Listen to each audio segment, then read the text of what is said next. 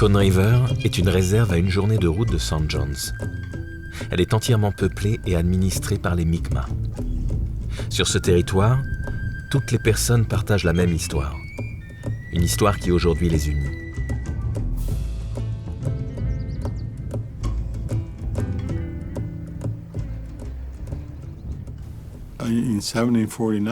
En 1749, un gouverneur de Nouvelle-Écosse a fait une proclamation dans laquelle il autorisait à abattre toute personne Mi'kmaq que l'on pouvait rencontrer, que ce soit des hommes, des femmes ou des enfants.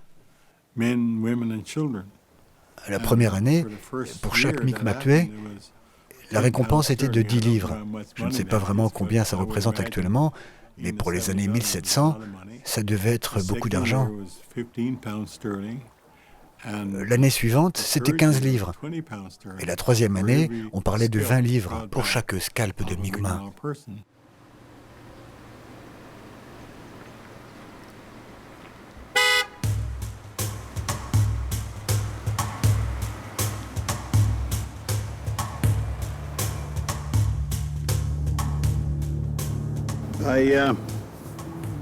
I started falling in love with the country when I was in my teens. C'est quand j'étais adolescent que je suis tombé amoureux du pays. Eventually, I ventured out on my own. I don't mind. Et maintenant, je n'ai pas de problème à me lever au milieu de la nuit pour aller faire mon travail. Je peux rester 20 ou 30 jours ici, tout seul.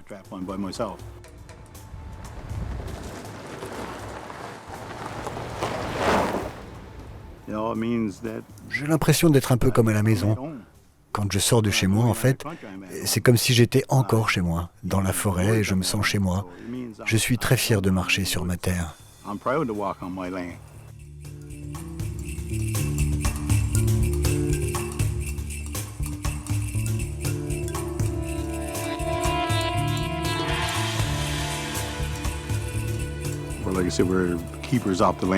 Nous sommes des gardiens de la nature, nous essayons de connaître le nombre de caribous qu'il y a en les comptant. Et si nous voyons des personnes faire du mal aux animaux, nous allons les voir pour leur dire que ce n'est pas autorisé. Nous n'avons pas l'autorité nécessaire pour les arrêter, nous devrions l'avoir. On est juste un peu comme les gardes forestiers. Et nous nous assurons que l'environnement reste propre, que les déchets sont ramassés, que les animaux sont en sécurité. C'est tout ce que nous pouvons faire.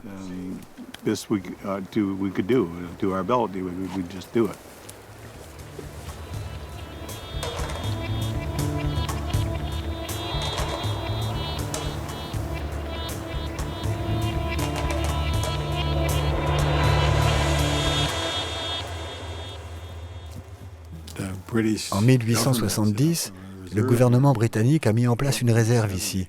Donc nous avions le droit de vivre dans cette réserve que les colonies anglaises ont mise en place. À partir de là, il n'y avait plus de problème pour nous identifier et ça nous convenait. Mais à l'extérieur de la réserve, dans d'autres parties de Terre-Neuve, les gens avaient encore peur de révéler leurs origines Mi'kmaq.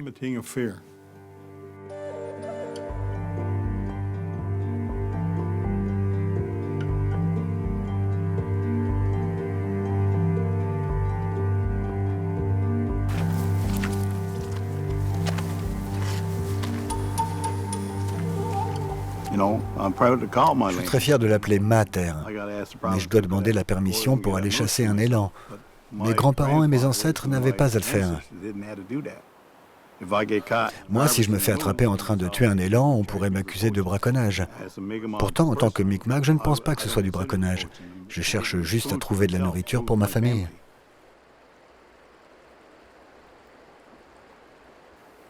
Je pourrais aller au supermarché si je le voulais. Mais chasser, ça fait partie de notre culture et c'est important pour toutes les personnes qui habitent dans la réserve. Nous allons dans la forêt chercher notre nourriture. Pouvoir marcher sur ma terre est important pour moi.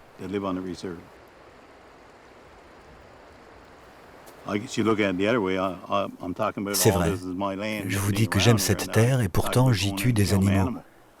Mais je tue parce que j'en ai besoin. Les personnes Mi'kmaq traitent les animaux avec respect. Moi, par exemple, je ne prends pas des photos, je ne le balance pas comme ça dans mon coffre de voiture, et je ne saute pas de joie non plus parce que j'ai attrapé un élan. Je ne le fais pas comme un sport. Je tue l'animal en tant que Mi'kmaq et parce que j'en ai besoin pour me nourrir.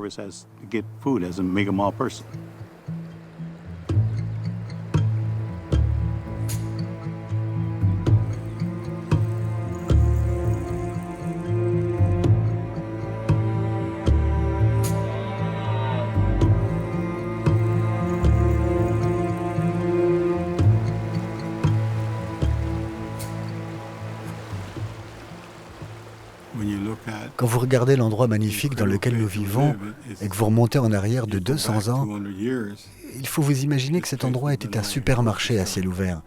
Les rivières abondaient de plusieurs espèces de poissons.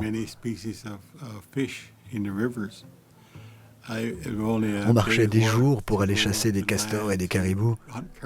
Donc, quand notre peuple est arrivé ici, il s'est senti comme à la maison. Le supermarché, c'était ici même. The grocery store is right here.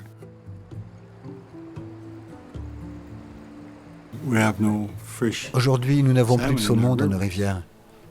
Les gens accusent les pisciculteurs ou les entreprises qui importent des espèces invasives, des espèces que nous n'avions jamais eues ici sur notre territoire.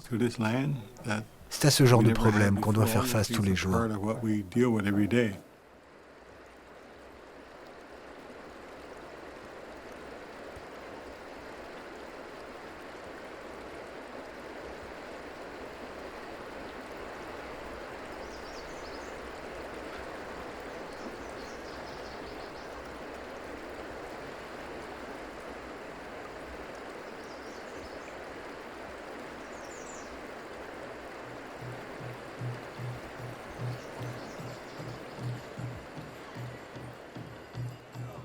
Soldier boy, soldier boy,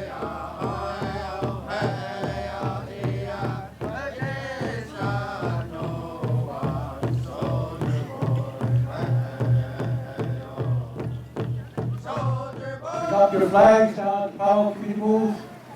You have registered, please do so. Les Mi'kmaq sont particulièrement méfiants face aux étrangers. Ils ne se livrent qu'après s'être assurés que vous êtes une personne bienveillante à l'égard de leur culture. Après quoi, les portes s'entr'ouvrent doucement, donnant accès à des rites et des pratiques habituellement réservés à la communauté et durant lesquels toute caméra est généralement proscrite. Je mesure donc ma chance de pouvoir enregistrer ces moments.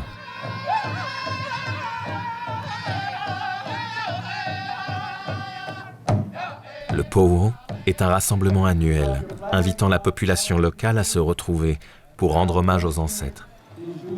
C'est aussi le moment choisi pour faire revivre des rites et des pratiques oubliées. On a dû cacher ce que nous faisions et devenir des sortes de clandestins. C'est la raison pour laquelle on a été invisibles durant toutes ces années. Des lois étaient mises en place pour nous empêcher de pratiquer nos cérémonies, des lois qui nous ont été imposées, qui niaient l'existence de notre langue, de notre culture, de nos rites. Et si nous avions participé à des cérémonies, on aurait été emprisonnés ou rappelés à l'ordre très sévèrement. À cette époque, ils punissaient notre peuple s'il faisait ce genre de choses.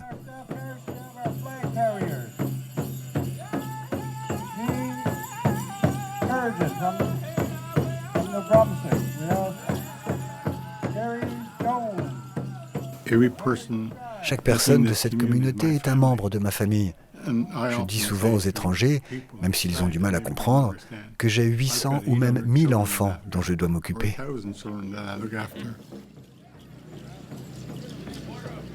Nous créons notre propre monde ici à Mayupekek et nous devons le construire avec le plus de traditions possible.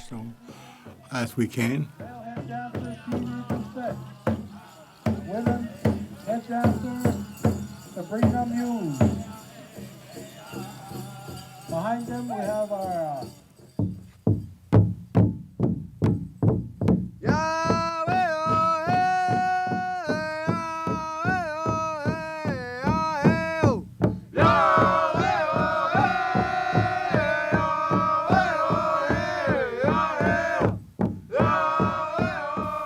Mi'kmaq est canadien, moitié-moitié. On est fiers d'être canadiens, mais on est aussi fiers d'être Mi'kmaq. On peut en parler à nos amis qui ne sont pas d'ici. Ils me disent toujours que je dois être fier de ma culture. Ça m'aide à être fier de qui je suis.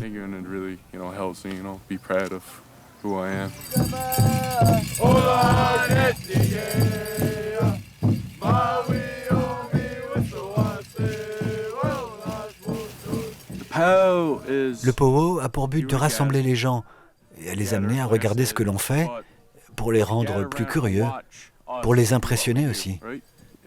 Peut-être que ça ressemble à un spectacle parce que beaucoup de gens ne font que regarder les danseurs. Mais en fait, ils sont là pour apprendre et laisser les autres personnes exprimer leur culture. Je ne crois pas que ce soit un spectacle. Si c'en était un, il y aurait des tickets à acheter.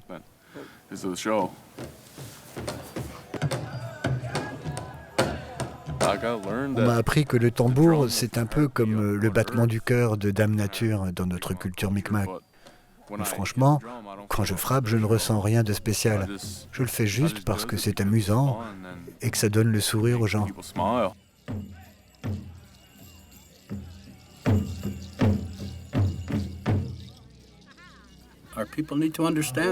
Ceux de notre peuple doivent comprendre toutes ces choses.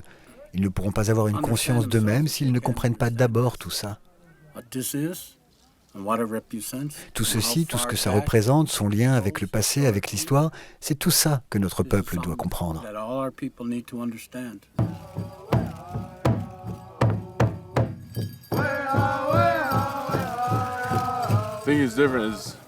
Je pense que la technologie a fait toute la différence. Plus personne ne veut participer à notre culture désormais. Les jeux vidéo sont devenus beaucoup plus intéressants. Les jeunes restent à la maison, ils font des trucs de ce genre. Avant, il n'y avait pas tout ça. Du coup, ils allaient pêcher, ils voyageaient avec leurs parents, les grands-parents racontaient des histoires.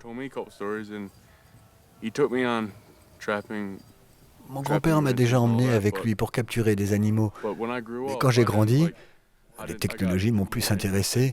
Je préférais sortir avec mes potes. Aller avec mon grand-père ne m'intéressait plus.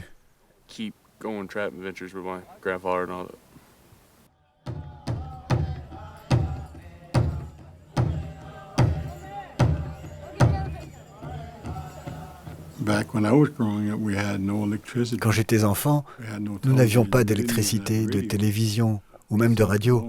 La seule manière de nous occuper était de raconter des histoires ou de se promener avec nos parents ou grands-parents. Ils nous apprenaient des choses à la façon Mi'kmaq. On n'avait même pas l'impression d'apprendre quelque chose. Je me rendais compte que j'avais appris des choses parce que je me souvenais que mon grand-père me disait que c'était important pour moi.